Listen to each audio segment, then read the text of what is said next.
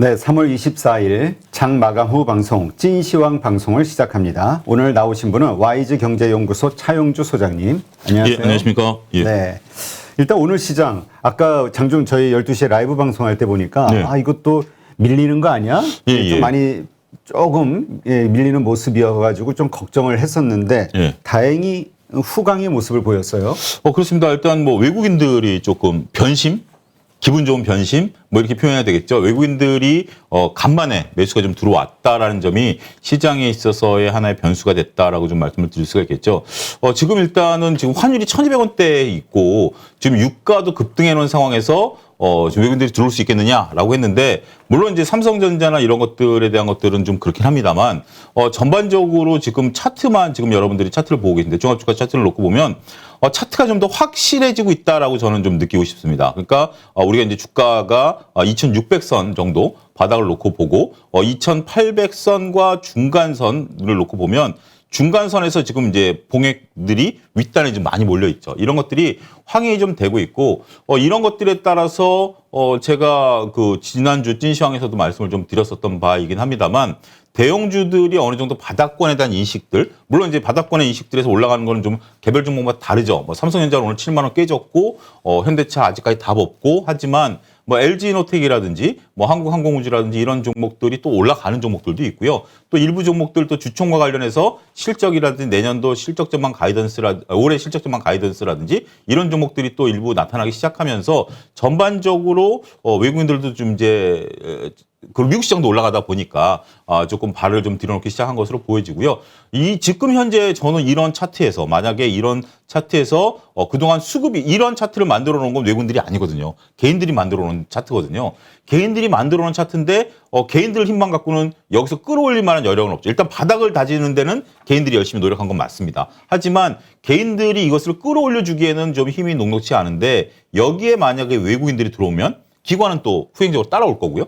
그렇게 된다면 여기서 증시를 끌어올리는 하나의 계기가 나타나지 않을까. 물론 이제 확인해야 될 건 많죠. 지금 이제 그러니까 우크라이나 지정학적 리스크라든지 유가의 다시 급등이라든지 그다음에 연준위원회 다시 매파적인 발언이라든지 그리고 4월부터 시작되는 또 1분기 실적에 대한 또 가이던스라든지 이런 부분들을 확인해야 될 것들은 여전히 이건 뭐 증시가 갖고 있는 속성이긴 합니다만 그래도 이제 하락을 걱정하기보다는 이제는 어떤 것들 어떤 섹터를 좀 골라갈 것인가 이쪽에 대한 고민들을 본격적으로 하셔야 되는 시간들이 펼쳐지고 있다. 그렇게 좀 말씀드리고 싶습니다. 네. 일단 뭐 삼성전자 이야기가 나왔으니까 오늘 또 기분 나쁘게 7만 원 선을 깼어요. 그러니까요. 삼성전자 같은 경우 여러분들이 근데 삼성전자가 조금 최근에 좀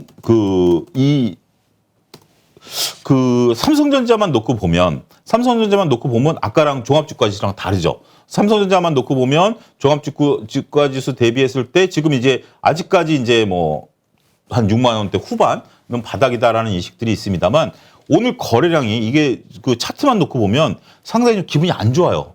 왜냐하면 이게 대량 거래는 여러 가지 의미가 있습니다. 대량 거래가 수반되면서 주가가 오히려 올라줬다라면 이거는 완전한 바닥 신호로 볼 수 있죠. 근데 주가 지수가 이걸 좀 보면 여러분들이 이걸 봉을 좀 이렇게 봉을 좀 넓혀서 보면 거래량이 터졌음에도 불구하고 윗꼬리를 달았지 않습니까? 이 윗꼬리를 달았다라는 것을 보면 이게 매도 사인이 좀 많다라는 겁니다.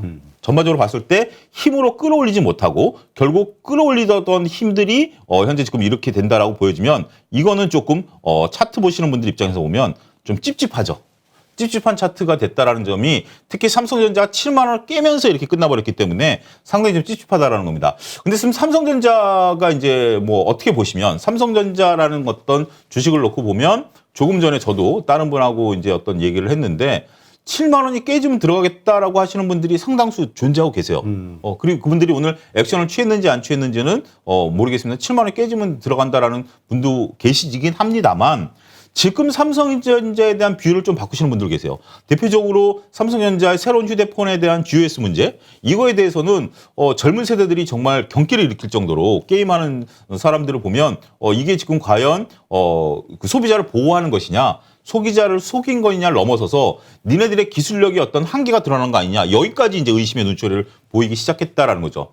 이런 것들이 지금 나오면서 오늘 또 이거와 연관시켜서 볼 재밌는 기사가 요즘 그 중고등학생들 보면 아이폰을 안 갖고 있으면 왕따 당한답니다. 그러니까 이제 그들이 아이폰이란 생태계로 들어가 봐야 되면, 저희 아들도 아이폰 쓰거든요. 근데 아이폰 쓰면서 지금 원래 이제 저희 아들은 음악을 하기 때문에 아이폰 처음에 그 노트북을 사줬어요. 노트북을 사줬고 그 다음에 아이폰으로 그 노트북과 연계해서 바꿨고요. 그러고 나서 이제 작업실과 왔다 갔다 하니까 하다 보니까 또 그 아이폰 또 PC도 샀고요. 여러 가지가 그 생태계 속에만 노는 거예요. 그 비용이 또 만만치가 않지 않습니까? 그런데 자라는 젊은 세대들이 이 속에 한번 들어가면 못 나오는 거예요. 저도 휴대폰을 회사에서 옛날에 아이폰 2를 나눠줬을 때 이걸 하다 보니까 전 너무 불편하더라고요. 그래서 그 속에 안 들어가서 그다음부터 삼성폰을 씁니다만, 젊은 애들이 이 속에 빠져들면 트리거가 된다. 그다음에 두 번째는 지금 삼성전자가 메모리는 강자지만 메모리를 타파하기 위해서 비메모리 쪽으로 진출하는데, 여기에서 지금 수율 문제가 또 거론되기 시작했거든요. 그러니까 모든 이제 신사업이라는 게 보여주는 게, 우리가 뭘 새로운 것을 한다라고 그럴 때 뜻대로 되는 건 아니죠. 거기 가서 또 고생도 해봐야 되는 거기 때문에 당연히 삼성전자도 수율이 나오는 건데, 이게 겹쳤다라는 거죠. 거기다가 또 삼성전자가 이번에 문제시되는 거가 큰 문제는 아니다 하더라도 심리적으로 영향을 주는 게 홍라의 여사의 블록딜 문제, 상속세 납부. 이거는 뭐 일시적인 거긴 합니다만, 이 블록딜 문제 뭐 이런 것들이 겹치다 보니까 삼성전자 과연 내가 사야 돼? 그러니까 전에는 뭐 작년만 하더라도 삼성전자에 대해서 개인 투자자들에 대한 어떤 절대적인 믿음이 있었어요. 삼성전자 보시는 분들은 난 삼성전자 떨어지면 살 거야라고 하시는 분들도 지금 삼성전자에 대해서 제가 이렇게 구체적으로 얘기 안 해도 삼성전자 과연 믿을 수 있나? 이런 얘기들이 이제 심리적인 요소까지 접해요. 그러면서 이렇게 지금 이런 차트 모양으로, 차트를 다시 한번 띄워주시면 차트 모양으로 끝났다라고 보면, 이게 제가 항상 여러분들 차트를 말씀드릴 때 지금 여기 삼성전자라는 단어가 쓰여 있지 않습니까? 이걸 가리세요. 삼성전자를 놓고 이 차트를 보면 올바른 해석이 안 됩니다. 차트는. 이걸 가리고서 여러분들이 이 차트를 놓고 보고 딱 봤을 때 이거 살 거야 팔 거야 그러면 차트 보시는 분들은 7, 80%는 팔 거야라고 생각하실 겁니다. 근데 삼성전자라는 거 단어를 보는 순간 그래도 한번 사볼까? 이게 달라지기 때문에 객관성을 부여하기 위해서는 삼성전자라는 단어를 지우고 차트를 보시기 바란다 말씀드릴 수 있겠습니다. 네. 근데 지금 말씀하신 대로 네. 이게 지금 심리적인 요소 아니냐, 이렇게 빠지고 있는 게. 네, 이게 이제 일각의 이야기거든요. 그러니까 오히려 이렇게 심리가 안 좋아서 기업의 펀더멘탈 측면이 아닌 네. 심리에 의해서 이렇게 내려나온다면 지금이 오히려 펀더멘탈이 사야 되는 시점 아니야? 근데 생각하는 분들도 펀더멘탈을 한번 좀 보면 지금 이제 삼성전자에 대한 지금 제가 화면 준비를 미처 못했는데 삼성전자에 대한 가이던스가 보면 바뀌고 있어요. 삼성전자가 작년 3분기 때 최고의 실적을 찍었거든요. 삼성전자 작년 3분기에 최고의 실적을 찍었고 그 다음에 4분기 때 실적이 감익됐어요. 근데 지금 1분기는 물론 비수기이긴 합니다만 삼성전자에 대한 실적 가이던스가 지금 줄어들 것이다라는 쪽에 무게중심이 실립니다. 그러다 보면 실적도 지금 뚜렷하진 않아요. 물론 삼성전자가 막대한 이익을 내고 있는 것은 사실이고 삼성전자의 반도체 점유율은 높아지고 있는 건 사실입니다만 지금 삼성전자 실적만 놓고 보면 영업이익이 3분기가 단기 피킬 가능성이 있다. 그러면 삼성전자의 새로운 모멘텀이 없다. 여기에 엎친 데 덮친 격으로 우리가 보면 지금 이제 우크라이나 사태가 커지면서 지금 이제 의외로 좀 방역 튀죠. 이게 정말 오늘 저도 뉴스 보고 깜짝 놀랐는데 지금 우크라이나에서 러시아 병력의 20%가 손실이 됐답니다. 많이 죽었네요. 그러니까 지금 이 러시아가 부상병까지 포함해서겠죠. 그러니까 이게 전쟁을 못하는 상황이 되는 거죠. 그러니까 지금 뭐 어제 보니까 얘네가 그러니까 이제 진출하려다가 이게 막히니까 우회해가지고 강을 건너서 이제 도하 작전이라고 하지 않습니까? 그걸 하다가 이거 기습을 당해가지고 강 속에 그 잠긴 탱크 사진들이 어제 SNS에 막 올라오더라고요. 그러면서 뭐 살수 대첩에 비유한다 뭐 이런 얘기가 있는데, 자 어찌됐든 어이없게 당하고 있지 않습니까? 그러다 보니까 지금 러시아가 하고 있는 게 드디어 소유관을 잠가버렸죠. 잠가버리고 그다음에 이제 기름하면 루브라로 줘라라고 이제 미국의 기축통화랑 싸우고 있습니다. 이런 부분들이 있으면서 지금 러시아가 관련 이제 우리가 이제 그 동맹국으로서 거의 반강제적으로 이제 그 러시아 제재에 동참하고 있는데 러시아가 거기에 대해서 과거에 이제 크림반도 사태에 대한 학습 효과 때문에 제재 동참하는 기업들에 대한 재산을 몰수하겠다라고 해버렸거든요. 그렇기 때문에 우리가 이제 삼성전자나 LG전자 같은 경우 제재 동참을 하는 듯 안 하는 듯 하는 뉘앙스를 펼친 게 그 물건을 안 보내겠다. 선적을 안 하겠다. 이제 이런 묘수를 낸 거죠. 이건 아무래도 미국과 협의가 됐겠죠. 이 정도 선에서 하는 걸로 해서 됐는데 문제는 그러면 가전제품 LG전자 같으면 기다릴 수 있어요. 왜냐하면 우리가 이제 여러분들 냉장고나 TV 정도 바꿀 때 지금 당장 고장나서 오늘 당장 TV가 안 나온다 그러면 당장 내일 가서 이번 주말에 바꾸시겠습니다만 지금 화면이 좀 흐리게 나온다라든지 냉장고가 작동을 지금 잘 안 한다 그러면 이제 바꿀까? 이렇게 해서 하시고 주부분들 같은 경우는 심사숙고 하시죠. 그런 과정이 있는데 지금 이제 LG전자 제품들이 러시아에 안 들어가면 러시아 사람들을 일부는 기다릴 수도 있다라는 제어예요. 근데 지금 삼성전자 휴대폰이 안 들어가면 삼성전자는 교체 수요가 있을 때 휴대폰이 안 들어가면 딴 걸로 바꿉니다. 지금 무서운 게 중국 휴대폰이죠. 더군다나 이들 이제 아이폰도 못 들어가니까 삼성전자에서 앞서 드린 것처럼 아이폰으로 바뀔 일은 없어요. 근데 중국은 지금 문호를 개방해 놓고 더군다나 샤오미 같은 경우 전 중국 브랜드는 잘 모르겠습니다만 지금 우리나라 삼성 제품과 큰 차이 없다면서요. 그렇게 된다라면 지금 젊은 층들이 휴대폰이 잃어버려서 사야 된다 그러면 삼성폰이 없다 그러면 중국 폰으로 안 가겠습니까? 이것도 무섭다. 저는 또 그 점도 꼬집어 드릴 수 있겠습니다. 네. 그러니까 이런 것들이 그러나 그럼에도 불구하고 이거는 단기적인 어떤 악재에 불과하지 기본적으로 펀더멘털이 크게 흔들리는 그런 상황은 아닌 거 아닌가요? 그러니까 이제 이런 것들이 생태계 교란이 된다는 거죠. 그러니까 LG전자 같은 경우는 기다릴 수 있어요. 근데 삼성전자 같은 경우는 아이폰으로 가버리면 끝이고요. 못 돌아오는, 그러니까 젊은 층들이 아이폰을 넘어가면 건널 수 없는 강을 건너버린 거고요. 그 다음에 이제 샤오미 같은 경우로 또 만약에 넘어가 버리면 싼 맛에 또 이런, 써보니 별 차이 없고 가격은 싸네? 이런 게 무섭다라는 거죠. 사람이 한번 인식을 해보면 우리가 인식하기 전까지는 과연 그럴까? 그래도 내가 친구들한테 삼성전자를 보여주는 게 너 삼성전자 갖고 샤오미는 좀 창피하다라는 건데 너나 갖고 샤오미 쓰기 시작하면 그게 또 하나의 트렌드가 되는 거죠. 그런 것들이 기업에 있어서는 무서운 그 의외의 그러니까 지금 여러분들 제가 지금 준비 안 한 내용이긴 합니다만 한국항공우주 간단하게 말씀드리면 주가가 좀 올라가는 이유 중에 하나가 그 인도네시아에서 우리 K-50과 이 러시아 전투기가 최종 지금 입찰 단계예요. 걔네 전투기로. 근데 아직 이거는 뚜껑 열어봐. 뒤에 이제 복잡한 얘가 있으니까. 근데 지금 인도네시아 여론이 러시아 비행기 못 믿겠다라는 겁니다. 저렇게 막 어이없이 떨어지는 거 보니까 그래서 이제 K-50이 부상한다 이런 뇌피셜도 돌아다니는데 그러니까 지금 전쟁이 몰고 오는 이 효과라는 게 이게 정말 다양하다. 그 점도 우리가 염두에 둬야 될 것 같습니다. 그러니까 펀더멘탈보다는 그 심리가 네. 무너진 이 심리가 투자 심리가 삼성전자에 네. 대한 회복되기까지는 상당히 많은 난관들이 있다. 이렇게 이해가 되네요. 그러니까 만약에 어떤 제가 말씀드렸던 사건들이 없이 단순하게 삼성전자를 한 2년 갖고 있어 보니 못 오르다 지친다라고 본다라면 그건 그분들의 생각이 저는 장기 투자에 있어서 좀 잘못됐다. 꼬집어 드릴 수도 있겠죠. 그렇지만 더 기다려야 된다? 네? 더 기다려야 그러니까 된다? 기다리시라고 말씀을 드리겠는데 지금 이런 일련의 사태들을 보니까 과연 장기 투자를 삼성전자 해야 되느냐? 라는 근본적인 의문을 저도 갖기 시작했다라는 거죠. 그 점에 좀 차이점이 있다 말씀드릴 수 있겠습니다. 알겠습니다. 그러니까 하여튼 요거는 보는 분들의 성향, 그렇죠. 그다음에 네. 그 뷰가 네. 어디를 보느냐, 이거를 일시적인 어떤 그 심리, 그다음에 그렇죠. 일시적인 상황 변화로 볼 것이냐, 아니면 펀더멘탈에 큰 영향을, 그러니까 펀더멘탈에 뭔가 영향을 줄 하나의 트리거가 될 수 있냐, 그렇죠. 어떻게 바라보느냐에 따라 다를 것 같아요. 그렇죠. 저는 이제 시각이. 깨진 유리창의 법칙처럼 뭔가 틈이 살짝 벌어지기 시작했다는 거죠. 이 틈이 다시 좁혀지면 다행인 거고요. 그렇지 않고 이 틈이 정말 우리 뚝이 무너지는 게 바늘구멍에서 무너지듯이 이게 지금 삼성전자의 어떤 변화를 가능성도 그러니까 저는 이제 어떻게 보면 여러분들이 이 생각을 이걸 못 하셨던 분들이라면 한번 종합적으로 살펴보십사 그런 관점에서 말씀을 드렸습니다. 알겠습니다.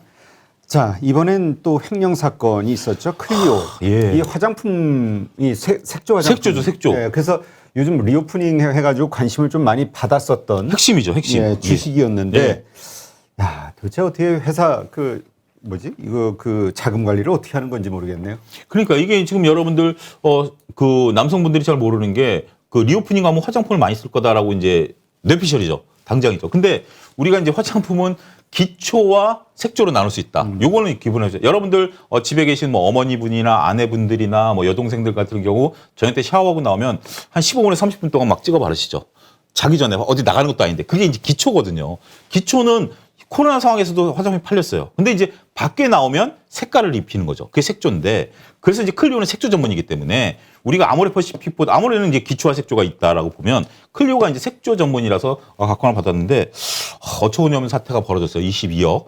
이게 지금 꽤 진전이 되고 수사가 어느 정도 된 것 같습니다. 지금 이제 회사에서 보면 22억에 대해서 그분이 집은 없는 것 같아요. 그러니까 이제 집을 이제 임차해서 들어가 있는 건데 임차 보증까지 가압류가 들어갔기 때문에 이미 어느 정도 이제 상황이 이제 됐는데 22억의 상황을 보면 뭐 재고자산, 그러니까 이제 이분이 상품 갖고 조금 어떤 뭐 회계를 조작한 것 같아요. 그러니까 돈을 갖고 튄 게 아니라 예를 들어서 상품을 뭐 예를 들어서 뭐 가입금을 잡던 뭐 재고를 뭐 조정을 하던 뭐 이러면서 이제 돈을 좀 빼돌린 것 같은데 그리고 이제 거래처에 줄 돈도 좀 안 주고 한 몇 억 그런 것 같은데 이게 주주들 입장에서 보면 황당하죠. 그러니까 이게 액수가 네. 우리가 전에 뭐 몇백억 단위로 얘기를 들어가지고 네. 커 보이지는 않는데 네. 문제는 이게 회사의 그 어떤 시스템이라든가 네. 신뢰도에 엄청난 불신이 생겨버리니까. 그러니까 이게 좀 안타까운 게 일단 지금 22억은 큰 건 아닙니다. 얘네가 일단은 순이익이 한 해에 한 100억 정도 나는 순이익이 100억 정도 나기 때문에 22억 정도는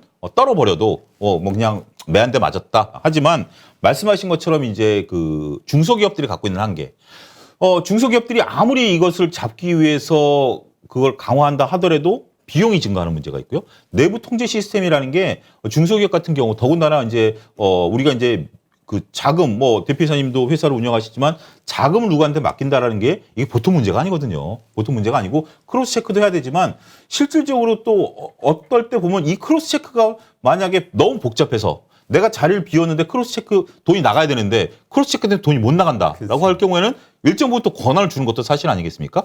그런 부분들이 이제 약간 방심하는 순간 뻥 터져버린다라는 거죠. 그렇기 때문에 이 부분에 대해서는 정말 뭐 100명의 경찰이 한 명의 도둑을 못 막는다처럼 못 막을 상황이긴 합니다만 클리오 입장에서 보면 정말 안타까운 상황이지만 그렇게 오스템 임플란트처럼 막대하게 어떤 피해를 줄 상황은 아니다. 근데 어쨌지만 이런 건 개인이 어떻게 처리할 수는 없습니다. 클리오 같은 경우는 뭐 회생할 가능성에 저는 좀 무게중심을 주고 싶다. 그렇게 좀 정리를 해드리고 싶습니다. 예. 알겠습니다.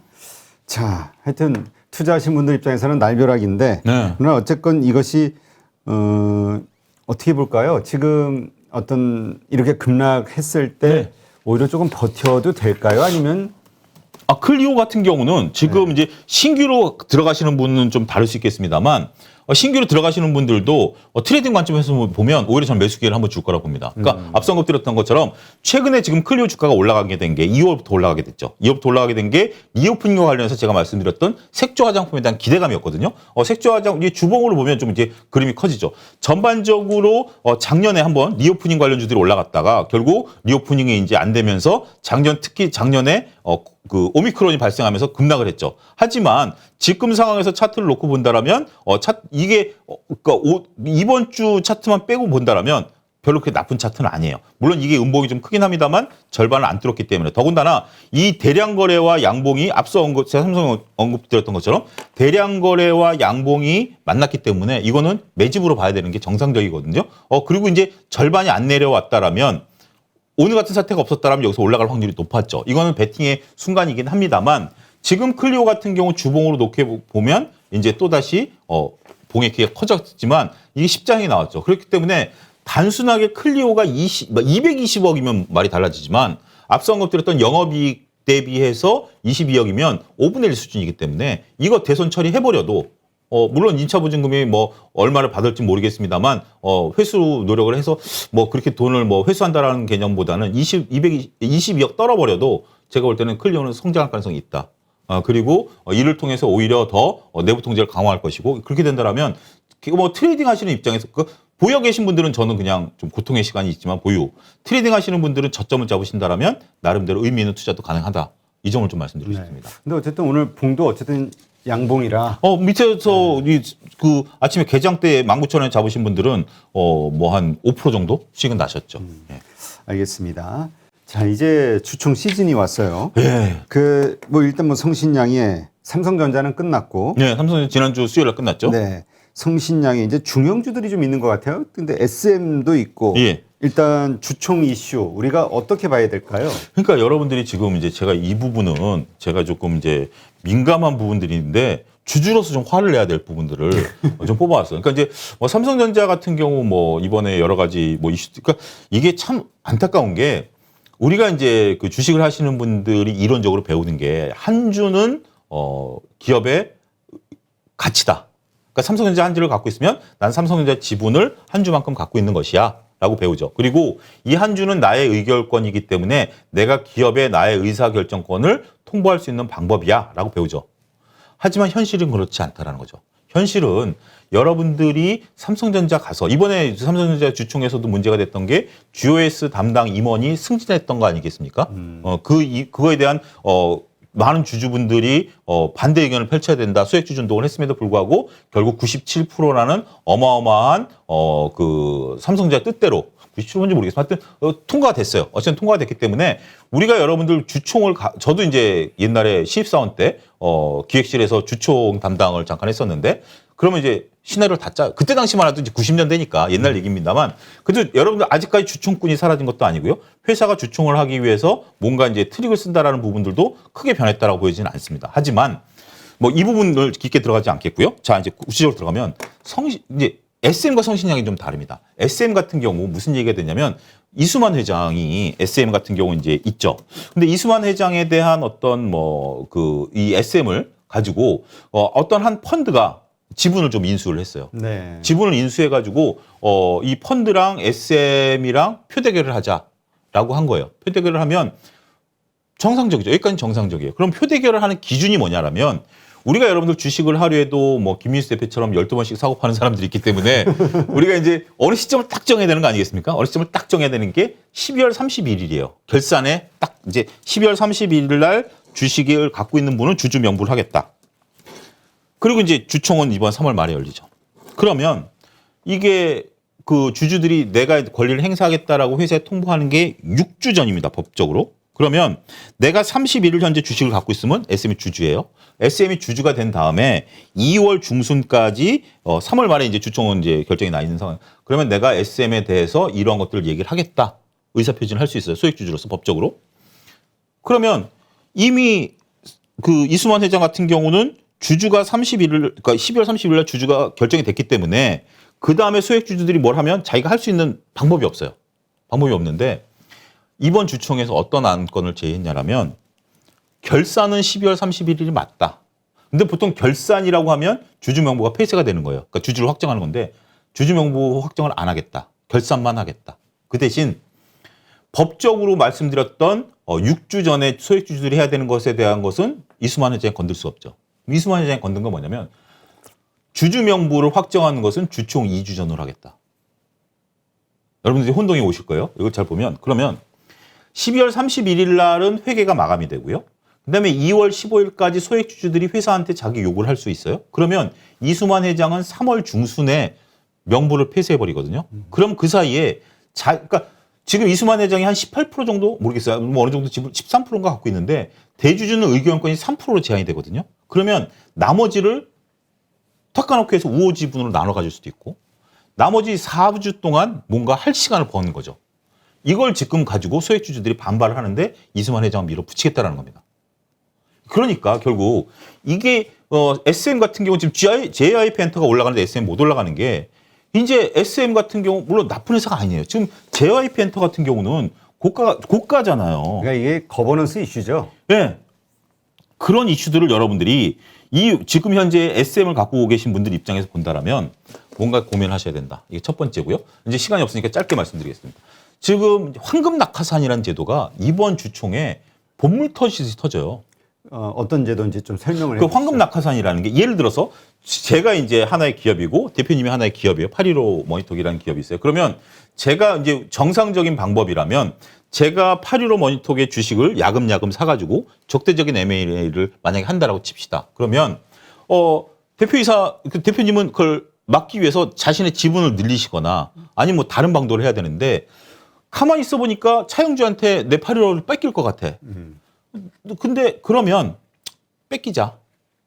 방법. 그 대신 이게 여기서 황금 낙하산. 만약에 적대적인 M&A로 해서 대표님이 8.15에서 만약에 물러나게 되면 물러나는 순간이 4월 1일이면 4월 1일 기준으로 해서 일주일 내지 열흘 뒤에 나한테 200억을 다오. 내 남은 집은 다 넘어가라. 어차피 그거는 상관없고요. 지분은 그대로 있고요. 그냥 캐시로 200억을 줘라. 이게 황금 낙하산이에요. 아, 그래요? 그 예. 보상을 해줘라. 보상을 해줘라. 그러면서 지금 이제 보면 그 성신양회라든지 아니면 NGK 생명과 같은 경우 똑같아요. 둘 다. 대표이사한테는 200억, 그 임원들한테 50억을 줘라. 라고 정관을 지금 이제 명시한 거예요. 이게 미국에서 1980, 90년대에 적대적인, 그때 이제 사모펀드가 사모펀드, 헤지펀드들이 막 기업 사갖고 쪼개기를 하다 보니까 적대적 행위를 막기 위해서 도입된 제도인데 지금 이게 악용되고 있는 거죠. 그러니까 지금 이제 이게 엔지캠 생명과학과 성신영인 좀 다른 게 엔지캠 생명과학 같은 경우는 유상증자를 하는 과정에서 실권이 발생했어요. 그러다 보니까 그 유상증자를 실시한 증권사가 이걸 떠안는 조건으로 보통 하거든요. 그러니까 떠안았어요. 떠안다 보니까 대주보다 지분이 많아. 그러면 여러분 검색하셨나? KB증권인데 KB증권이 그 주식을 갖고 있겠습니까? 매각해야죠. 매각이 넘어가면 엔지캠 생명과학 같은 경우 대주주가 바뀌어버리는 거죠.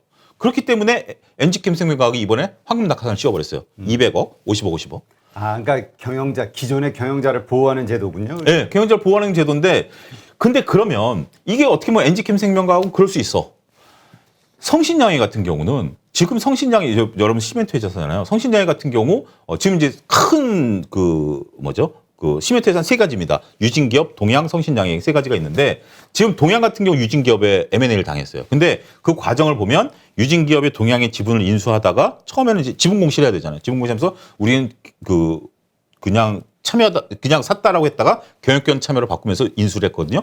지금 이제 동양이 성신양의 지분을 인수하기 시작했어요. 그러니까 성신양 입장에서 보면 얘네가 똑같은 방법으로 나를 먹겠구나라고 봤는데 성신양의 대주주 지분이 30%예요. 소액주주가 60%고요. 그래서 소액주주 입장에서는 차라리 니네 넘겨라 라고 하면서 소액주주가 이제 권리를 했어요. 그러니까 얘네가 대주주가 황금 낙하산을 이번에 씌워버리겠다. 소액주주들이 지금 반발하고 있습니다. 근데 어쩔 수 없어요. 그러니까 이런 부분들을 보니까 결국 우리가 주식이라는 게 소액주주와 대주주가 같이 가는 건데 그래서 대주주가 피해를 보는 것도 소액주주들이 그렇게 원하는 건 아니에요. 하지만 소액주주와 대주주가 싸우는데 대주주가 소액주주들한테 반대해서 황금 낙하산을 씌워버리면 이거는 좀 어폐가 있다. 그래서 여러분들이 이런 것들을 제가 왜 이런 것들을 해결할 수 없는 걸 왜 말하느냐라고 반문하실 수 있습니다만 이런 영향력 있는 유튜브에서 얘기를 자꾸 해야 앞으로 이런 제도가 개선이 된다라고 저는 믿고 있고요. 이런 개선이 결국 우리나라의 어떤 코리아 디스카운트를 해소할 수 있는 중요한 요소가 된다라는 점도 말씀드리고 싶습니다. 알겠습니다. 그러니까 싸워야 되는 분들, 계속 이의를 제기해야 되는 분들 입장에서는 투자자들 입장에서 뭐 이렇게 하면서까지 이걸 내가 투자해야 돼? 이런 생각이 들 수도 있죠. 네. 근데 어쨌건 이러한 것들이 반복이 되다 보면은 자연스럽게 어떤 우리의 그 상식선의 기준, 네. 시장의 룰 이런 게 이제 하나의 전통처럼 만들어지지 않을까 싶기도 그러니까 하고. 그런 얘기를 좀 드리고 싶어요. 이 우화가 적절할지 모르겠습니다만 독일에서 어떤 그 시인이 쓴 시를 보면 2차 세계대전 때 유태인들이 그렇게 많이 핍박을 받지 않았습니까? 그걸 이제 비유하고 쓴 거예요. 처음에 유태인이 핍박받을 때 나는 신경을 안 썼다. 나는 유태인이 아니니까. 근데 시간이 지나고 보니까 유태인들이 다 없어지고 나니까 내가 핍박을 받더라. 라는 거죠. 지금은 여러분들 성신양이나 NGK 생명 여러분들 아무런 상관이 없을 수도 있습니다. 하지만 이런 것들을 놔둔다라면 언젠가 여러분의 기업들도 당할 수 있다는 점을 말씀드리고 싶습니다. 알겠습니다. 그러니까 하여튼 주주로서의 권리, 목소리를 높이자, 네. 주장을 하자 이걸로 이해를 하고요. 일단 이제 오늘 목요일이고 이제 내일 금요일장입니다. 네. 어떻게 준비를 하는 게 좋을까요? 한 주간을 마무리를 해야 되는데. 네. 뭐 일단은 지금 그 하루하루를 예측하기가 좀 힘든 상황이 되죠. 지금 현재 갑자기 또 유가가 상승하면서 미국 증시가 올라가다 또 꺾여버리는 그런 모양들을 좀 보이고 있기 때문에 지금 일일비하기에는 상당히 좀 어렵습니다. 근데 저는 제가 말씀드린 것처럼 지금 개별 종목에 대한 모멘텀을 찾기에는 점점 더 어려워지고 있다. 저는 이 점은 계속 강조드리고 싶어요. 그러니까 개별 종목을 가지고 지금 뭐 오늘 사료주들 올라가고 관광주들 올라가고 하는데 이런 걸 쫓아가려고 하면 머리만 아파요. 머리만 아프니까 그리고 이런 것들에 대한 어떤 뭐 신선도, 재료의 신선도 많이 떨어졌기 때문에 차라리 저는 여러분들이 지금은 절대 매도보다는 보유, 그 다음에 돈이 있으시다라면 제가 말씀드렸던 대형주를 조금씩 모아가는 전략, 뭐 2차전지 소재라든지 제가 이 8.15 모니터에서 계속 말씀을 드려왔던 종목들, 뭐 건설주라든지 뭐 이런 것들 모아가는 것도 하나의 전략이 아닐까 말씀드릴 수 있겠습니다. 네, 알겠습니다. 네, 하여튼 참 쉽지 않은 장이에요. 그러니까 떨어질 때도 근데 또 하긴 떨어질 때에 비하면 네. 일단 마음은 좀 안심은 되죠. 그렇죠. 일단. 지금 이제 아침에 눈 떴는데 이게 급락한다 뭐 이런 일은 네. 거의 안 벌어질 것 같아요. 더 떨어질까에 대한 고민이 아니라 왜 안 오르지에 대한 고민이니까. 그렇죠. 맞습니다. 그게 핵심인 것 또 같습니다. 생각해 보면은 2, 3주 전에 비하면 참 편안한 고민인가? 이렇게 이렇게 그러니까 힘든 시장이 마이너스 35%에서 마이너스 40%까지 빠졌다 지금 마이너스 35%, 마이너스 33% 여기서 왔다 갔다 하시는 거예요. 그렇긴 한데 희망을 좀 가지십시오. 제가 볼 때는 김효익 교수님도 8월에서 이번에 주식 살 때라고 얘기 안 하셨나요? 그러니까 이제 4월, 4월, 요약을 네. 하면은 네. 4월 좀 기업 실적들의 악화 이런 예. 걸로 인해서 주가가 다시 한번 좀 급락하는 상황이 오지 않겠냐. 네. 그때가 이제 좀 저점 매수할 때 아니냐. 네. 그러나 이것은 일시적인 어떤 반등에 불과하다. 그래서 하반기 정도에는 다시 본인은 이제 매도를 하실 생각이다. 그리고 진짜 어려운 것은 경제 둔화에 대한 큰 시그널이 나오는 게 아마 내년 상반기 아니겠냐. 그때 다시 한번 급락하는 시점 본인은 이제 그때 주식을 좀 늘리겠다. 근데 긴 호흡으로 보면 결국 김효익 교수님, 그러니까 제가 김효익 교수님도 방송하면서 좀 느꼈는데, 굉장히 뭐 경제 지표에 대해서는 굉장히 식견이 탁월하신 분인데, 주식쟁이 입장에서 본다라면, 그럼 이제 김효익 교수님이 그리는 사이클은 이거 아닙니까? 지금은 이제 좀 이렇게 가다가, 1분기 실적이 나오면 좀 꺾였다가, 이런 것들이 좀 기면서 긴축이라는 갔다가, 결국 내년부터는 경기가 좋아진다는 개념이잖아요. 그러면 주식시장은 여기서부터 이렇게 가버립니다. 그러니까 김효익 교수님은 이렇게 지금 사서 팔고 다시 그때 떨어지면 산다라는 개념인데 물론 그럴 수도 있죠. 하지만 저같이 좀 길게 보는 측면에서 본다면 차라리 이렇게 상승 곡선을 그리고 지금 배팅해 놓으시면 내년보다는 지금이 더 쌀 수도 있다. 물론 이제 여러분들 김민수 대표께서 오늘도 점심 때 하신 방송을 봤습니다만 제가 왜 그분과 비교를 하냐. 그분은 이제 단기적으로 굉장히 능하시잖아요.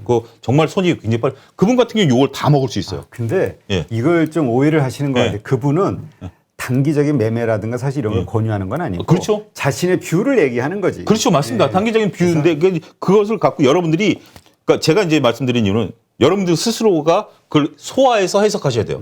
저는 김효익 교수님이 말씀하신 거를 제가 소화한다라는 것은 그러면 결국은 올라간다는 얘기 아니야? 그러면 좀 더 내가 기다려보지 뭐. 중간에 물론 노이즈는 있겠죠. 근데 그분도 믿으시는 건 이거예요. 장기적으로는 주식시장은 우상향할 우상향한다. 것이다. 그렇죠. 예. 단지 그런 노이즈에 의해서 예. 이런 파동이 있을 것이다. 예, 그런 것들을 하는 거기 때문에 그거에 대한 여러분들이 그러니까 결론을 내리시려고 하지 마시고 그분의 논리를 따라가시다 보면 재밌지 않을까 싶습니다. 네.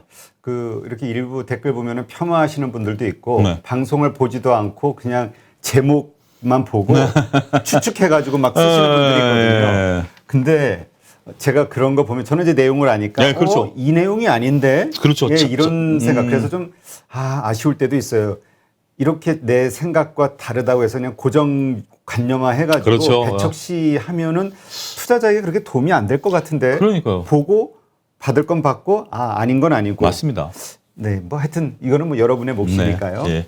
네, 이제까지 YG 경제연구소 차용주 소장님과 함께했습니다. 고맙습니다. 감사합니다. 네, 그럼 이어서 2부에는 미래에셋 리서치 센터 위원이시고요, 연구위원이시고 미래 모빌리티 UAM에 투자하라 책의 저자이신 이재강 위원과 함께 UAM 현대에서 밀고 있다는 미래 모빌리티에 대해서 한번 다루도록 하겠습니다.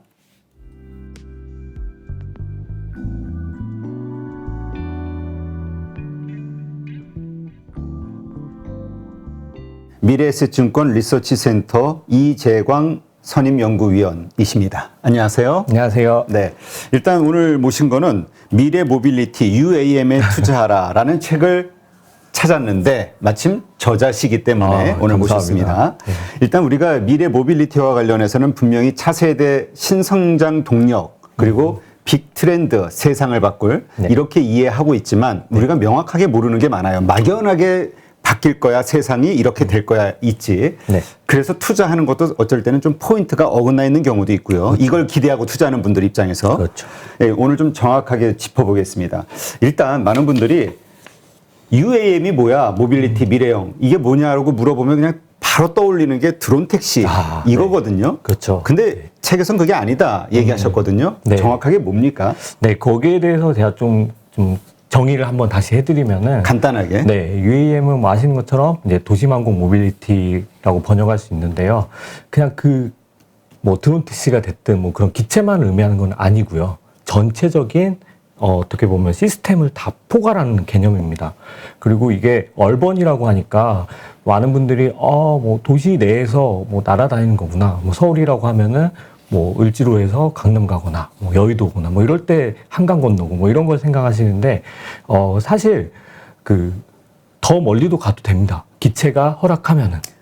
네. 지금 예상은 몇 킬로 정도 예상이에요? 지금 이제 선도업체들 같은 경우는 최대 항속거리가 한 300km, 250km에서 300km 이렇게 하고 있거든요. 물론 그거는 이제 최대치기 때문에 그렇게 긴 거리를 일단 하진 않을 거예요. 일단 이제 왜냐면 배터리 충전이니까. 그러니까 기본적으로 대전 정도까지는 150km인가요? 거의? 갈 수는 있어요. 근데 그거를 이제 계속 왔다 갔다 하는 거는 좀 이제 경제성에 문제가 있을 수 있고요. 그건 이제 나중에 뒤에 말씀드리겠지만 배터리가 더 발전해야 되는 거고, 제가 드리고 싶은 말씀은 꼭 도시에서만 하는 게 아니다. 조금 더 멀리 갈 수도 있다. 네. 그래서 지금은 그 개념을 사실 업계에서는 이제 AAM으로 주로 부르고 있어요. 그게 이제 어드밴스드 에어 모빌리티로 거의 바뀌어가고 있고요. 근데 이제 제가 책 제목은 UAM으로 한 거는 그래도 지금 아직 많은 분들이 친숙한 게 UAM이기 때문에 UAM으로 하는 건데 아마 몇 년 안에는 AAM으로 또 바뀔 거라고 좀. AAM. 네.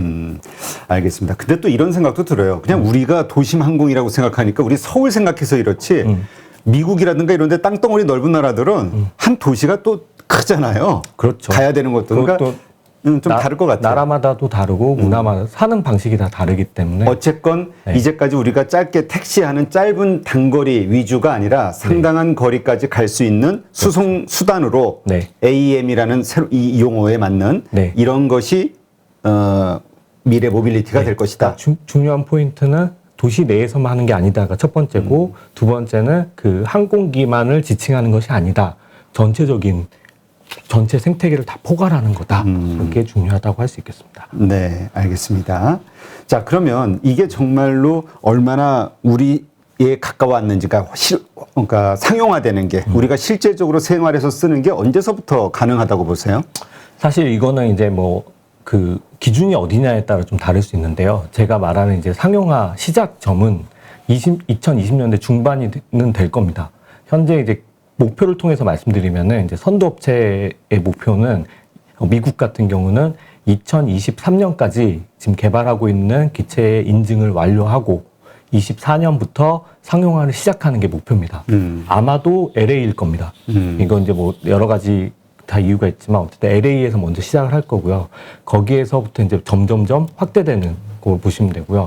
우리나라 같은 경우는 지금 국토부에서 이제 주관하는 UAM 팀 코리아라는 게 있어요. 거기에서 산학연 주도로 지금 뭐 로드맵 보고서도 하고 올해부터는 그랜드 챌린지라 그래서 실증 사업도 이제 다 하고 있는데 우리나라의 목표는 2025년에 일단 상용화를 시작하는 겁니다. 그래서 우리나라 같은 경우는 일단 첫 번째 지금 준비하고 있는 그 항로가 김포공항, 인천공항에서 잠실, 서울 도심으로 이렇게 오는 항로를 준비를 해서 거기서 이제 먼저 시작을 할 거고요. 점진적으로 확대된다고 보시면 됩니다. 그러니까 뭐 상용화가 언제 되냐? 그때 되면은 뭐 와 누구나 다 타고 이렇게 될 수 있냐? 이거는 아니고요. 일단 시작이 그때 되는 거고 가격은 처음엔 당연히 비싸겠죠. 그래서 이제 가격도 떨어지고 하다 보면은 점차 확대돼서 우리의 삶을 이제 획기적으로 바꿔주는 그런 모빌리티가 될 겁니다. 네, 알겠습니다. 그러니까 하여튼 많이 가깝네요. 왜냐면 우리가 실생활에 안 보이니까 되게 맞아요. 먼 훗날 얘기 같은데 네네네. 영화 속에 나오는. 네, 저도 이걸 막 얘기하고 다니면은 많은 분들의 반응은 뭐 알겠는데 뭐 한 10년 뒤에나 되는 거 아니야? 뭐 이렇게 말씀하시는데 꼭 그렇지 않다는 겁니다. 근데 그 수단이 그 모든 거를 총칭한다. 비행체 전체를. 네. 근데 우리가 일반적으로 생각하는 건 그냥 자동차, 이 수직 이착륙이 되는 자동차, 택시를 많이 생각하잖아요. 네. 예전에 백투더 퓨처 그쵸. 그 영화에도 나오듯이. 맞아요. 네. 그렇게가 지금 일반적인 개념이죠. 이것도 좀 약간 잘못 전달돼 가고 있는 거여서 제가 바로 잡아드리면 언론 같은 데 보면 이제 주로 애칭으로 플라잉카란 말들을 많이 쓰세요. 근데 저는 그 플라잉카는 좀 맞지 않다라고 얘기하는 거가 플라잉카라고 하면은 이게 하늘을 날아다니는 자동차네? 그러면은 나중에는 내가 이거 사가지고 막 이렇게 내가 조종해서 날아다닐 수 있겠네 이렇게 상상을 하시는데 그런 미래는 안 올 겁니다. 네. 왜냐하면 안전 문제 때문이고요. 아마도 지금 준비하고 있는 UAM은 그런 개인이 사적으로 이용하는 것보다는 운항 허가를 받은 운송사업자, 대중교통수단. 예를 들면 지금의 항공사 같은 그런 역할이 있을 거고요. 거기에서 이제 조종사도 당연히 그 자격을 받아야 되겠죠. 그래야지 안전할. 자동차 개념으로 생각하면 안 되겠네. 네, 그래서 그게 약간 선입견 잘못 잡혀버리면 사람들이 잘못 생각해서 자꾸 꼭 지적드리는데, 그렇게 진행이 될 거고, 그럼 우리는 이거 어떻게 이용할 거냐? 서비스로 이용한다 보시면 됩니다. 내가 주체가 돼서 운행하는 게 아니라 아니면 정말 우리 자가용 비행기 운영하는 사람들처럼 라이센스를 따든가 항공면허. 그것도 그러니까 뭐 지금도 자가용 비행기를 쓰는 분들이 있죠. 자기가 경비행 그렇죠. 조종하시는 게 그거는 그 허가받은 거기에서만 할 수 있는 거지 아무 데나 할 수 없잖아요. 마찬가지로 이것도 이비톨, 그러니까 이비톨이라고 부르는데 이것도 그런 식으로는 아마 쓸 수는 있을 거예요. 하지만 도시 내에서 그렇게 막 아무나 막 하고 그거는 너무 위험합니다. 그렇기 때문에 그러지는 않을 거라고 봅니다. 네, 알겠습니다. 일단 이렇게 개념을 좀 우리가 네. 정리를 할 필요가 있겠네요. 현재 시점에서의 UAM에. 근데 그럼에도 불구하고 왜 사람들은 이게 큰 빅 체인저가 될 것이다, 게임 체인저가 될 것이다라고 기대하는 거죠? 네, 일단 제 생각을 말씀드리면은 뭐 저도 이제 전기차 산업도 제가 이제 금속 소재를 하기 때문에 당연히 같이 보고 하는데 생각해 보면은 모빌리티의 혁신은 전기차보다는 UAM이 훨씬 더 클 겁니다. 그냥 아주 쉽게 설명드리면은 전기차로 모든 내연기관차가 전기차로 바뀐다고 해서 뭐가 달라질까 생각해 보면 친환경적인 것밖에 없습니다. 예를 들면 전기차 탄다고 해서 어딜 빨리 갈 수 있다거나 차가 안 막힌다거나 그러진 않잖아요. 그렇죠. 오히려 이런 말하면 좀 뭐하지만 전기차 불편합니다. 예. 충전하고 현재 기술로. 그런 불편함이 오히려 수반되는 건데. 그런 얘기 하시는 분도 있어요. 결국 그 전기는 결국 발전소에서 만들어야 되는 거 그렇죠. 아니에요? 그런 것도 많은 게 있어요. 그래서 이제 그런 게 있지만 이제 UAM 같은 경우는 UAM도 어쨌든 친환경입니다. 지금 배터리 기반으로 만들고 있고 전기차 및 배터리. 예. 그리고 당연히 친환경이고 제일 큰 거는 우리가 이동 시간이 확 줄어들고요. 그 다음에 이동 시간 줄어든 것과 동시에 더 멀리 갈 수 있는 거예요. 같은 시간에.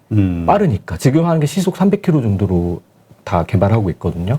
그러면 엄청 같은 시간에 빨리 갈 수 있고 심지어 교통체증도 없습니다. 그러니까 딱 정해서 갈 수 있는 거죠. 근데 이것도 우리 지하철이라든가 항공처럼 노선이 딱 정해질 것 같다는 그것도 생각이 이제 드네요. 이제 발전 그 과정이 있는데요. 처음에는 이제 이걸 우리가 회랑이라고 불러요. 비행기가 날아다니는 길이라고 생각하시면 되는데 안전을 위해서 처음엔 고정된 그 항로만 이제 갈 수 있을 거고 이게 이 관제 통제 기술이 발전할수록 점점점 자유도가 높아집니다. 궁극적으로는 나중에는 뭐 자율운항까지 간다라고 하면은 우리가 어딘가를 이동한다고 하면 그때 항로가 설정이 되고요. 자유롭게 갈 수 있게 되는 건가 올 겁니다. 하지만 처음에는 이제 설정된 거기에서만 이렇게 할 수 있는. 그러니까 지금 예상하는 2020년대 중반, 25년 전후로는 네. 일단 그렇게 될 그래서 것이다. 중요한 거는 막히지 않는다.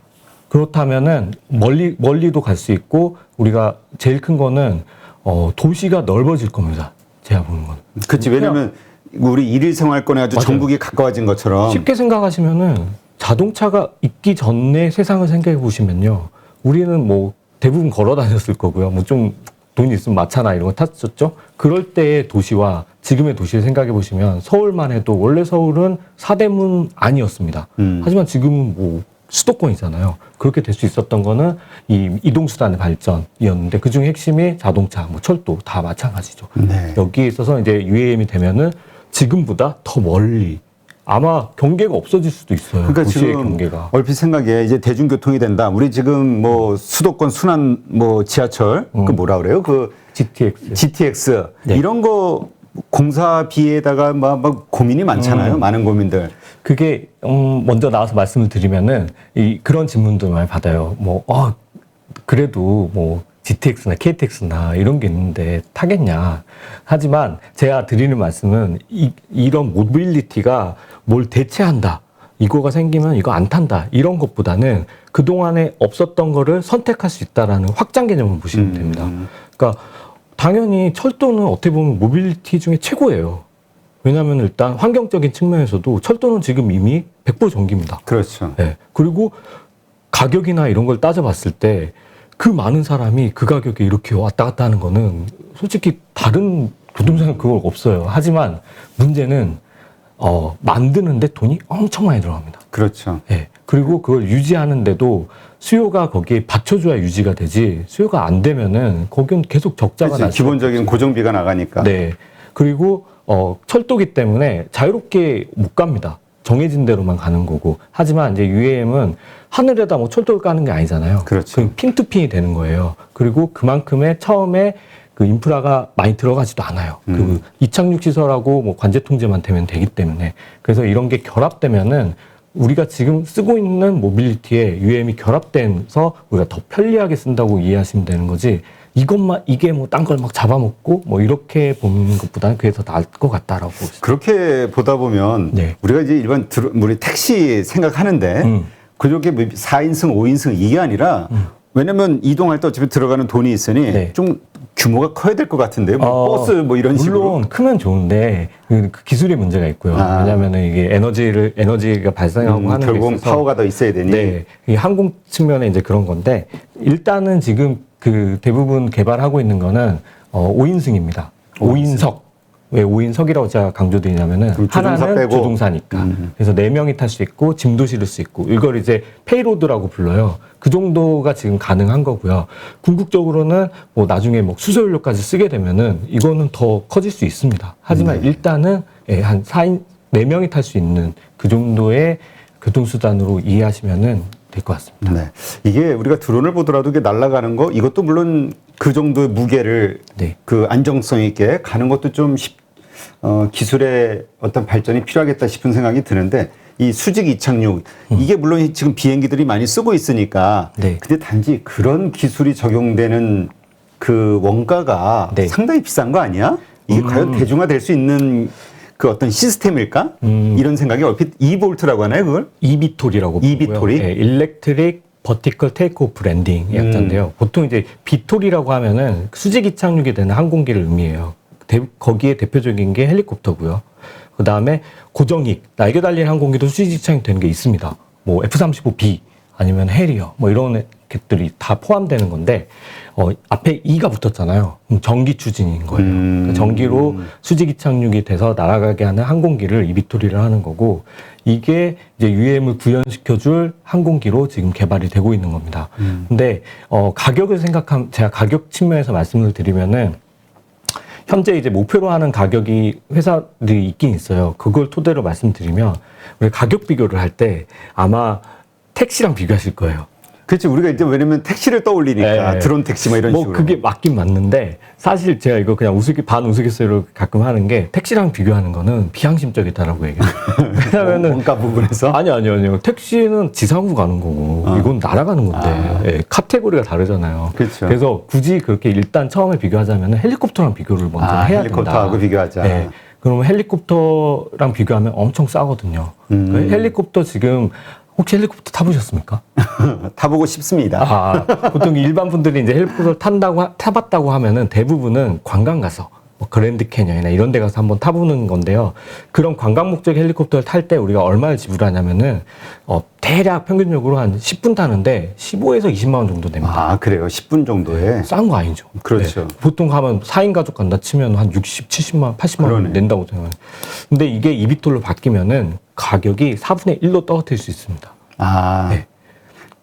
그렇게 따지면은 엄청 싼 우리 거예요. 운임 요금을. 예. 왜 그렇고 왜 쌀 수 있게 하느냐. 여러 가지가 있는데 첫 번째 모든 걸 통틀는 거는 전기이기 때문에 전기 추진이기 때문에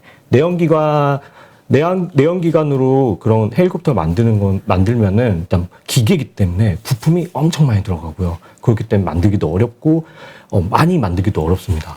근데 이비톨은 내연기관차랑 전기차 생각하시면 돼요. 부품 수가 거의 60% 줄어들거든요. 그렇다면 이 헬리콥터와 UAM, 이비톨도 거의 그 정도로 줄어듭니다. 그러면은 당연히 원가도 적게 들어가고 만드는 것도 좀 자동차만큼 아니지만 헬리콥터보다는 양산이 더 많이 할 수 있고 그러면은 원가도 떨어지고 이렇게 보시면 되고요. 그래서 지금 그 선도업체들 목표 가격이 시트마일당 $3 이렇게 처음에 보고 있는데요. 그러니까 킬로미터로 따지면 네, 이걸 바꿔드리면은 킬로미터랑 원으로 바꿔드리면은 1km 가는데 대략 한 2,250원 정도 생각합니다. 판에 따라 다르긴 한데요. 택시보다는 좀 비싸고 비싸죠. 많이 지금. 비싸죠. 네. 근데 그거를 25,000원? 더 체감되게 말씀드리면은 뭐 인천공항에서 잠실까지 이걸 만약에 탄다라고 하면 그 가격을 대입해 보면은 한 15만 원 정도가 나와요. 근데 인천공항까지 만약에 택시를 타고 가시면은 차 안 막힌다고 가정했을 때 한 7, 8만 원 나오거든요. 그럼 좀 싸진 않죠.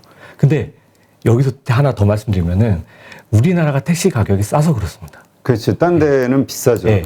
같은 가격이면 미국이나 유럽에서는 거의 비슷해요. 택시나 우버나 뭐 이렇게. 그래서 이제 그건 나라마다 다르긴 한데 아마 그렇게 처음에 시작이 될 거고요. 가격은 떨어질 겁니다. 근데 그럼 처음에는 그러면은 나는 못하겠다 생각하실 텐데요. 그래도 수요는 있습니다. 일단 소득에 따라서 다 다를 거고요. 그렇죠. 아니면은 비즈니스 목적. 그렇지. 내가 급한데 시간이 돈이다 이렇게 생각하는 분들 이런 말하면 뭐하지만 내 돈 아닌데. 회사 돈을 쓰니까.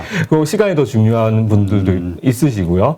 아니면은 관광용. 관광용으로는 저는 되게 좋은 게 일단 우리가 어딘가를 놀러 가거나 했을 때는 좀 지갑이 후해지죠. 그렇죠. 여기까지 왔는데 그럴 때는 좀 더 타기가 요원하겠죠. 그러니까 하여튼 25년 전후로 우리가 이제 이러한 서비스를 이제는 이제 좀 찾아가서 접할 수 있는 상황은 될 것이다. 네. 그러면 우리가 지금 전기차 누구나 이제 사볼만 하다고 생각하잖아요. 네. 그런 식으로 확산되는 성장기는 언제쯤이 될 거라고 보세요? 이거는 전망에 따라 다르긴 한데, 그리고 뭐 지금 아직 시작도 안 했는데, 그거를 제가 딱 언제다라고 말하면은 뭐 틀릴까. 기존 회사들의 어떤 플랜에 의하면. 네.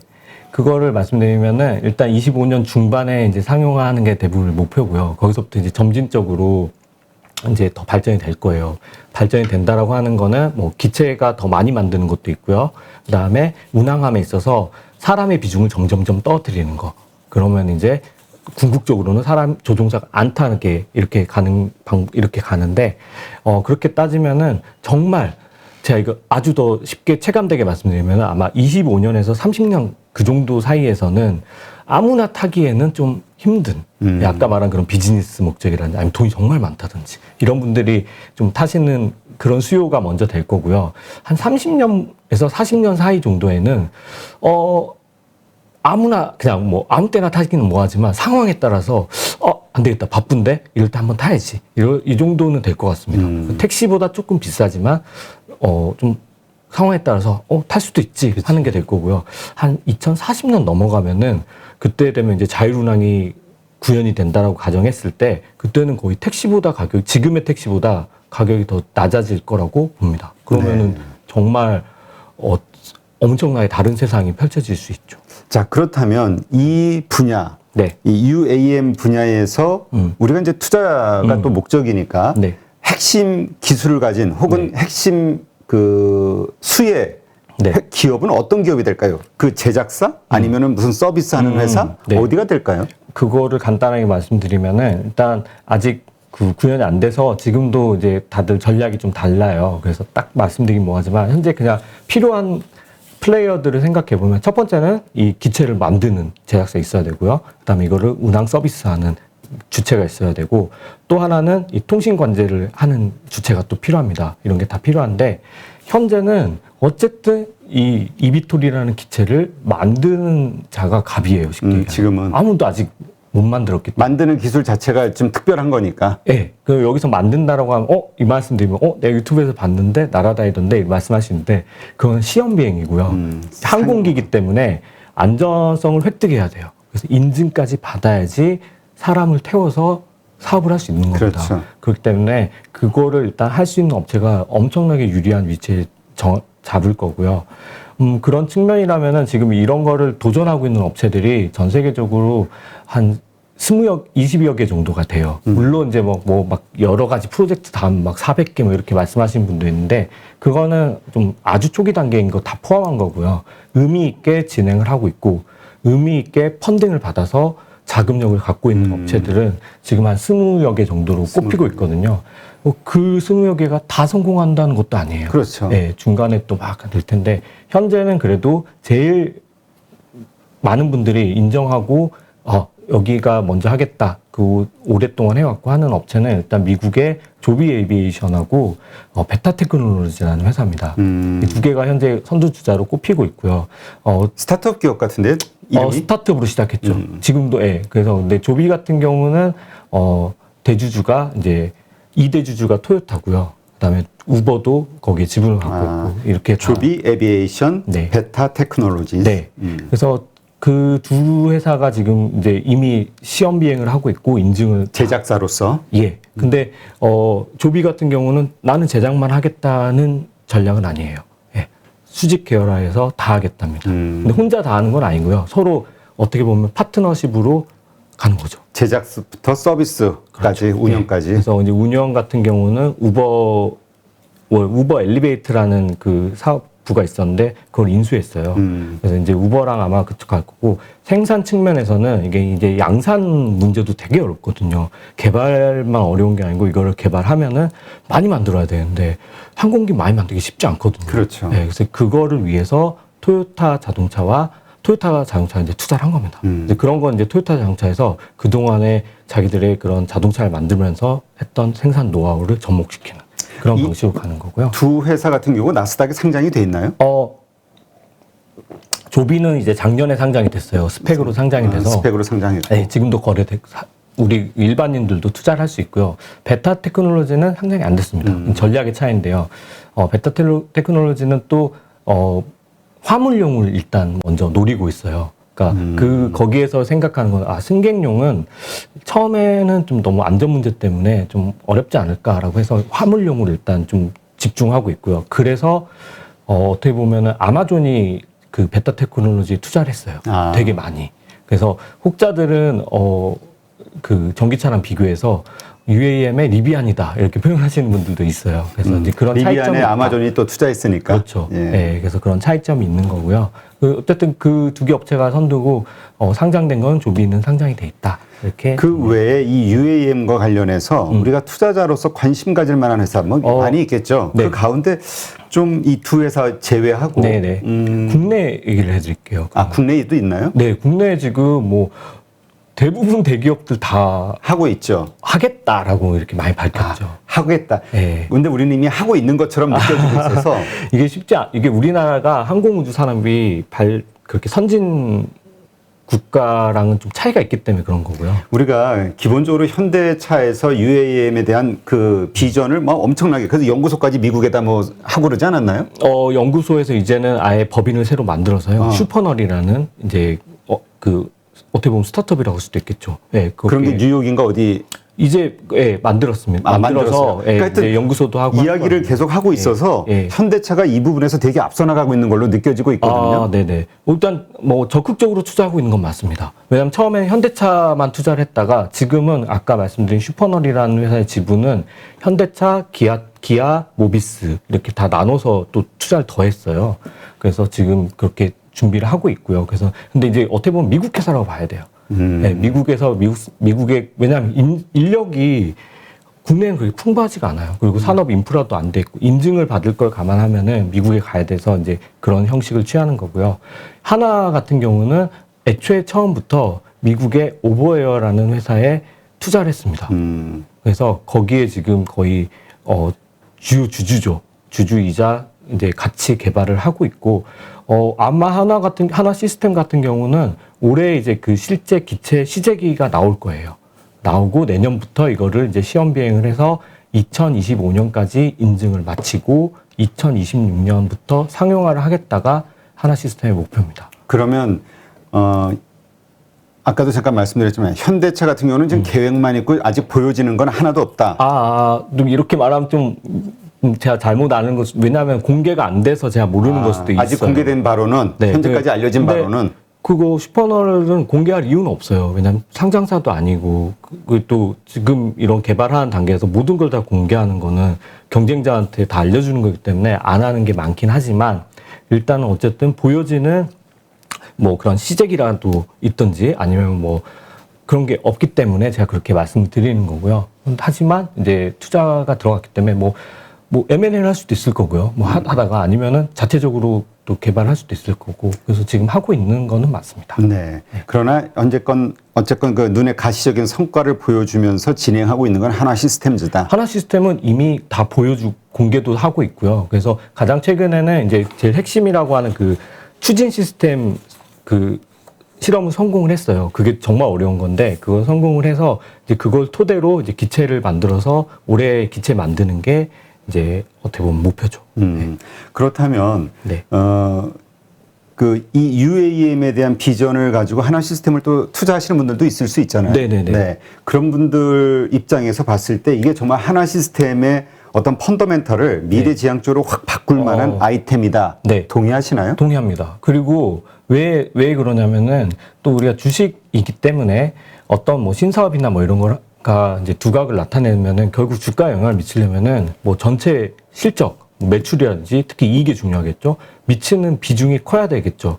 근데 만약에 기존에 하고 있는 사업이 되게 큰 사업이에요. 만약에 뭐 매출이 막 60조, 100조 되는 사업에 이 UM을 한다고 하면은 사실 이게 먼 미래는 이게 더 커질 수는 있겠지만 그 60조, 70조는 당장 안 되거든요. 그러니까 돈. 네, 그러면은 드라이버가 되기 어려워요, 주가에. 근데 이제 하나 시스템은 뭐 60조 뭐 그렇게 매출을 내는 회사는 아닙니다. 작년에 이제 1.6조 정도 매출이 나오는 회사이기 때문에 그런 영향이 클 겁니다. 이게 가시화되면은. 그래서 오히려 주가에도 더 크게 영향을 받고요. 참고로 하나 시스템은 지금 2030년에 UAM 관련해서 매출 목표가 10조입니다. 아, 꽤 높이 잡았네요. 네, 그러면 지금 매출 대비해서도 엄청 크죠.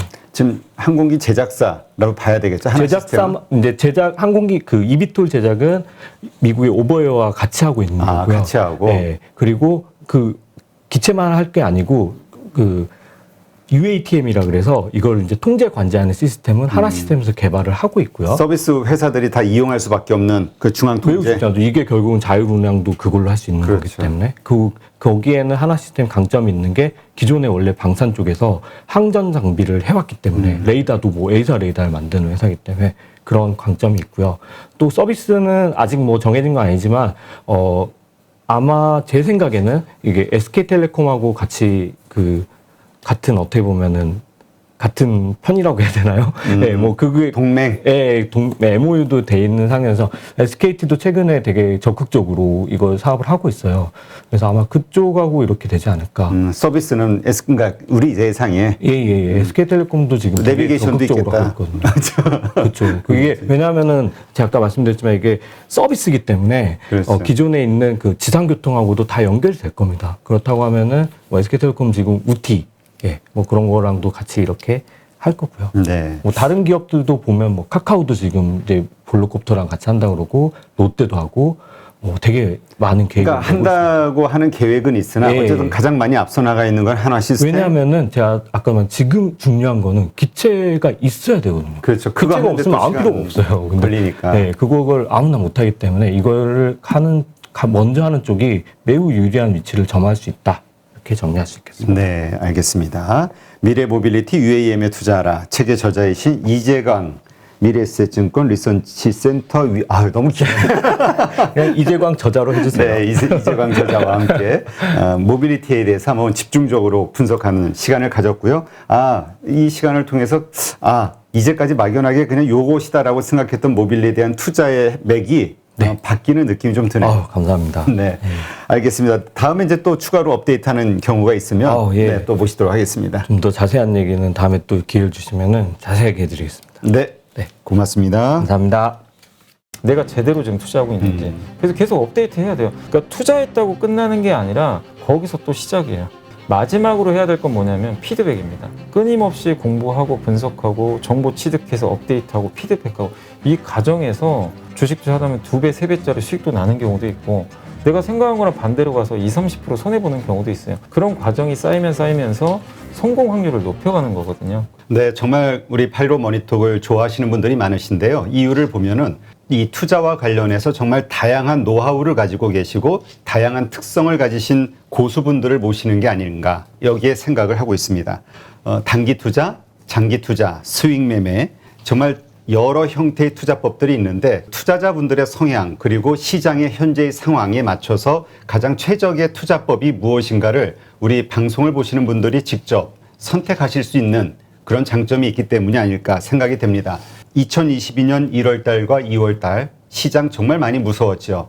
많은 분들이 공감하셨을 텐데요. 이렇기 때문에 더군다나 나의 투자 성향이 어떤지를 다시 한번 생각해 보셨을 것 같고요. 자신에게 맞는 투자법 그리고 그와 관련된 노하우들을 차분하게 충분히 공부할 수 있는 계기가 되지 않을까 그렇게 생각이 됩니다.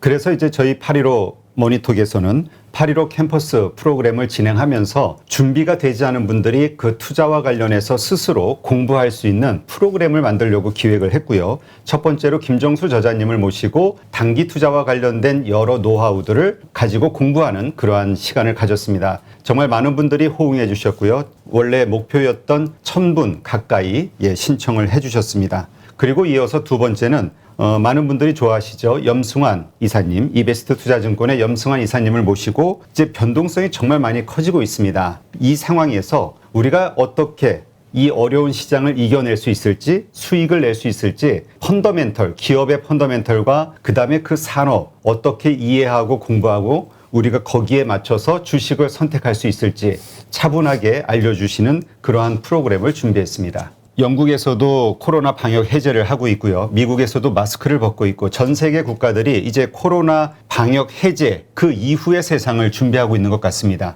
근데 이제 아시다시피 코로나가 발생이 되면서 정말 주식이 많이 오른 섹터, 그다음에 종목들이 있고요. 또 반대로 지금 이 이후의 세상이 왔을 때 또 올라갈 어떤 종목이나 섹터 다르겠죠? 어떻게 생각하시나요? 이 코로나 어쨌든 이제 방역이 해제되면서 이제 비정상이 이제 정상화되기 시작할 거예요. 모든 게 이제 정상화되는데 그 정상화되는 과정에서 당연히 좋아지는 산업도 있을 거고 그 다음에 또 그 정상화가 오히려 불편한 그런 업종들도 분명히 있을 것 같습니다. 그래서 여러분들이 이게 이제 단기적으로 끝날 이슈가 아니라 앞으로는 이제 이런 방향으로 갈 수밖에 없기 때문에 어떻게 우리가 이제 큰 바람의 방향을 보고 좀 투자해야 되거든요. 근데 거기에 몸을 내가 역행하면 안 되겠죠. 그래서 그 방향이 뭔지를 좀 잘 보셔야 될 것 같고 특히 이제 그 방향에 가장 맞는 업종 중에 하나가 흔히 말하는 이제 리오프닝이죠. 리오프닝 중에서도 이제 해외 여행도 있을 거고 뭐 다양한 섹터들이 있겠지만 그래도 지금 우리 눈앞에서 현재 돈도 벌고 있고 특히 리오프닝 돼서 더 잘 벌 수 있는 그런 뭐 백화점이나 편의점 같은 그런 이제 유통업체들이 상당히 좋은 모습을 좀 내주지 않을까. 일단 이렇게 좀 보고 있고 정상화하면 또 생각나는 게 이제 반도체가 지금 뭐든지 부족하잖아요. 그래서 반도체 공급 부족이 지금 장기화되고 있는데 이것도 결국 방역 해제가 되고 생산이 정상화되면은 반도체 공급도 정상화되면서 차량 생산도 정상화되거든요. 그래서 이건 약간 이제 역발상의 또 개념일 수 있는데 지금 좋을 게 아니라 우리가 항상 투자할 때는 앞으로가 좋아질 걸 미리 선점을 해서 투자하는 게 저는 맞다고 생각합니다. 그 기업이 더 약하면 약할수록 더 좋은 것 같은데 그 대표적인 또 업종이 저는 좀 자동차 업종이라 좀 보고 있어요. 그러니까 그런 업종도 지금 좋다가 아니라 향후에 정상화될 때 수혜를 받을 수 있다는 거 그렇게 좀 생각을 해주시면 좀 좋을 것 같고 뭐든지 지금 당장 좋은 거를 쫓아다니다 보면은 항상 실수하게 되고 비싸게 사게 되거든요. 근데 지금 최악인 거는 반대로 생각하면 되게 싼 거예요. 근데 다만 인내심이 없기 때문에 못 기다리는 거죠. 그 상승하는 과정 동안 너무 시간이 오래 걸리니까. 근데 수많은 이렇게 뭐 주식 투자 대가나 이런 분들 보셔서 아시겠지만 그 인내를 하고 나서 큰 자산을 쌓으셨던 분들이 대부분이거든요. 그래서 이번 코로나19 방역 해제 이후로 어떤 산업이 또 성장할지 매일매일 또 우리가 업데이트를 해야 되겠지만 큰 흐름으로 봤을 때 지금 안 좋아지면서 정상화되면서 좋아지는 그런 기업들을 여러분들이 한번 잘 고민하셔서 투자를 해보시면 좀 좋을 것 같습니다. 네. 네. 우리가 이제 투자를 한다는 것은 일시적으로 하는 게 아니라 앞으로 살아가면서 지속적으로 해야 되는 거기 때문에 기본적으로 내가 실력이 네. 있어야 되는 게 아닌가라는 생각을 하거든요. 그래서 이제 많은 분들은 좀 편하게 어떤 종목을 추천해 주기를 원하지만 사실은 그 종목을 직접 찾아내고 그게 성장할 산업인지 혹은 주가가 오를 수 있는 어떤 모멘텀을 갖고 있는지 판별할 수 있는 능력이 있어야 되는 게 아닌가 네. 이런 생각이 듭니다. 그래서 이번에 우리 여미사님도 준비하고 있는 강의에서 고기를 잡아주는 게 아니라 어떻게 스스로 고기를 잡을 수 있는지 잡는 네. 법에 대해서 집중해 주신다고 하는 거죠. 네, 그러니까 이게 주식 투자라는 게 많은 분들이 대부분 실패도 하고 그런 이유가 이제 뭘까 좀 곰곰이 생각해 봤는데 여러 가지가 있겠지만 결국엔 본인이 안 해서 저는 그런 거라고 생각을 해요. 남이 던져다 준 그냥 어떤 정답지 가지고 내가 그냥 그대로 따라했을 때 그 성과가 나중에 보면요. 5년, 10년 지났을 때는 엄청난 차이가 발생하거든요. 주식 투자 마찬가지예요. 누가 정말 잘 맞히는 분이 어떤 기업을 던져줘서 내가 그걸 가지고 투자를 해서 당장 성과 좋을 수도 있죠. 근데 그건 내 게 아니거든요. 내 실력이 아니라 잠깐 빌린 것 뿐이죠. 근데 당장 안 되더라도 나만의 어떤 원칙, 나만의 아이디어를 가지고 그게 설사 1, 2년 실패하더라도 꾸준히 하신 분들은 10년 후에는 어마어마한 차이가 또 벌어진다고 저는 생각을 해요. 항상 저도 많이 말씀드렸지만 불로소득이 절대 아니거든요. 그리고 이 세상에 진짜 공짜 정심은 절대 없습니다. 여러분이 공부하고 노력한 만큼 저는 소득을 좀 낼 것으로 좀 보고 있는데 일단 주식 투자에서 성공하는 방법은 정말 단순해요. 기업에 투자하는 거예요. 근데 그 기업이 단기적으로는 여러 이슈로 막 갑자기 급등도 했다가 급락도 해요.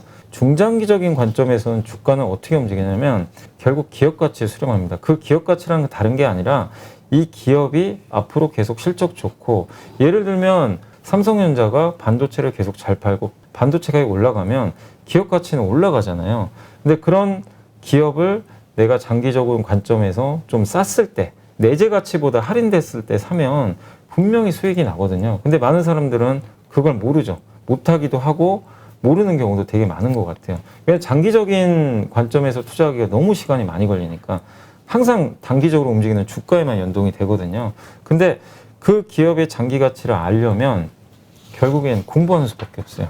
그래서 제가 이제 강의에서는 어떤 것들을 말씀드리고 싶냐면 먼저 공부하는 법을 좀 알려드릴 거예요. 어떻게 공부를 해야 되는지, 기업 분석을 할 때 기업을 발굴을 해야 되니까. 그래서 기본적으로 재무제표도 좀 일부 공부도 하셔야 되고, 그 다음에 그 기업, 그 사업 보고서를 통해서 이 회사의 비즈니스 모델이 있죠. 사업 구조.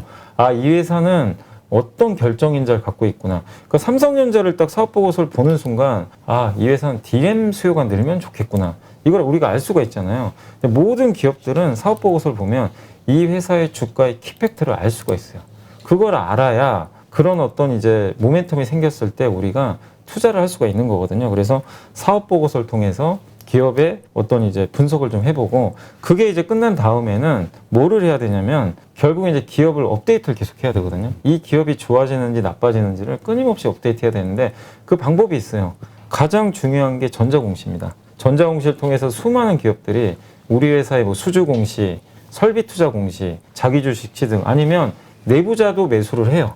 우리 회사 이 정도면 싼 것 같아서 매수를 하는 경우도 있어요. 그러니까 그런 정보들을 우리가 매일매일 그걸 체크를 해놔야 돼요. 이런 정보들을 우리가 큐레이팅 한다고 그러죠.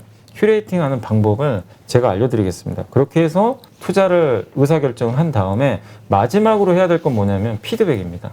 내가 제대로 지금 투자하고 있는지. 그래서 계속 업데이트 해야 돼요. 그러니까 투자했다고 끝나는 게 아니라 거기서 또 시작이에요. 끊임없이 공부하고 분석하고 정보 취득해서 업데이트하고 피드백하고 이 과정에서 주식 투자하다 보면 2배, 3배짜리 수익도 나는 경우도 있고 내가 생각한 거랑 반대로 가서 20, 30% 손해보는 경우도 있어요.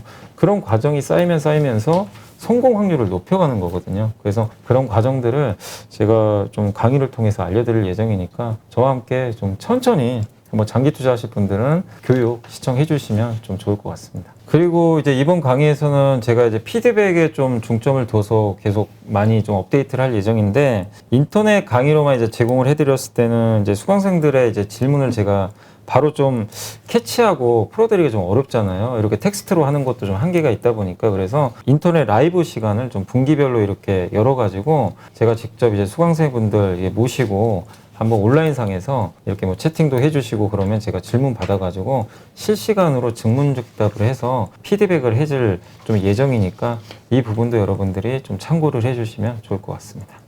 요즘 많은 분들이 성장주냐 투자주냐 어떤 주식을 사야 수익을 크게 낼 수 있냐 많은 고민들을 하시는데요. 그 모든 것에 앞서는 게 가장 그 기업의 기본적 분석이라고 할 수 있겠죠. 어떤 회사인지, 어떤 장단점을 가지고 있는지, 그리고 앞으로 돈을 더 잘 벌 수 있는 기업인지, 이러한 모든 것들, 이거는 단기 투자를 하시는 분이든 장기 투자를 하시는 분이든 아마 기본적으로 가져야 되는 공부 자세가 아닐까 생각이 됩니다. 이러한 것들을 어떻게 쉽게 그리고 정확하게 판단할 수 있을지 이번에 염승환 이사님과 함께 공부하신다면 아마 좋은 결과, 기본적인 실력을 키우는 가장 기초가 되지 않을까 생각이 됩니다.